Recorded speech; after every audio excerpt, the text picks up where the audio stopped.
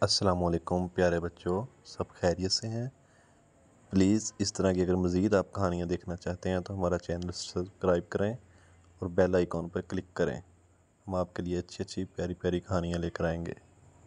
رم فاطمہ نام کی ایک بہادر لڑکی رہتی تھی۔ وہ اپنے ماں باپ کے ساتھ ایک چھوٹے سے کھیت میں کام کرتی تھی۔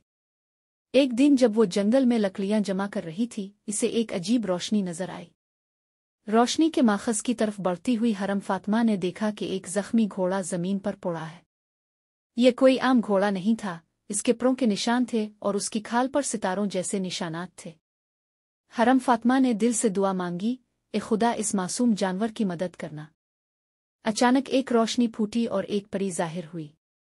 پری نے کہا، حرم فاطمہ، تمہاری مہربانی نے مجھے متاثر کیا ہے، میں تمہیں یہ جادوئی گھوڑا دیتی ہوں جو تمہاری ہر مشکل میں مدد کرے گا۔ گھوڑے نے اپنے پروں کو پھڑپھڑایا اور حرم فاطمہ سے کہا، چلو میں تمہیں دکھاتا ہوں کہ میں کیا کر سکتا ہوں۔ وہ آسمان میں اڑنے لگے۔